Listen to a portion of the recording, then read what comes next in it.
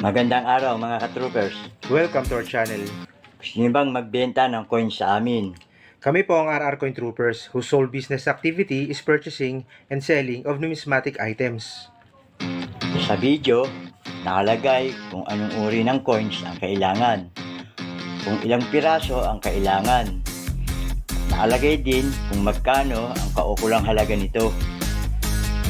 Hindi nangangahulugan na lahat ng may hawak ng ganong coins ay bibilhin namin. Bawat coins na binibili at hinahanap din po namin ay may kaukulang codes para hindi po magkalituhan at mas papadali ang proseso. At binabanggit namin ang bawat codes ng coins na completed na. Kung meron kayong coins na agaya ng nabanggit, i-post sa rrcointroopers/coins upang masuri ito. Sa mga video at picture na inyong pinopost, kami po ay pipili kung anong coin ang pasado sa aming pamantayan o kriteriya at yun po ang aming bibilin. Ang deal o transaksyon ay mangyayari kapag may napili ng coins. Ang may-ari ng coins ay aming tatawagan para sa prosesong legal ng pagbili. We always see to it na walang hassle on both sides. At hindi po kayo gagastos kahit isang kusing dahil ang RR Coin Troopers po ang sasagot sa lahat. And for the record, ang ipaprioritize po namin ay ang mga sumusunod sa proseso para po maging fair naman sa kanila. Maraming salamat po. Meron ka ba ng bariyang kailangan ko? Watch this video para malaman ang buong detalye.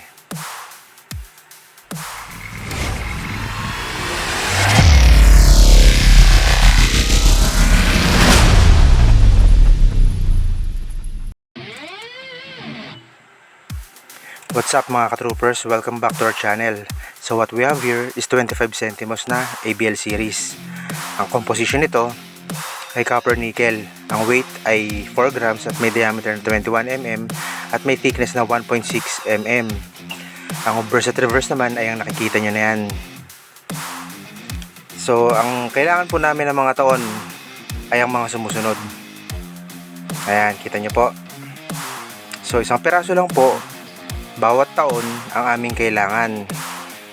At ito po ay babayaran sa halagang 900 sa 1979 FM proof, 900 din sa 1980 FM proof, at 1,200 sa 1981 FM proof, and 1,000 sa 1982 FM proof.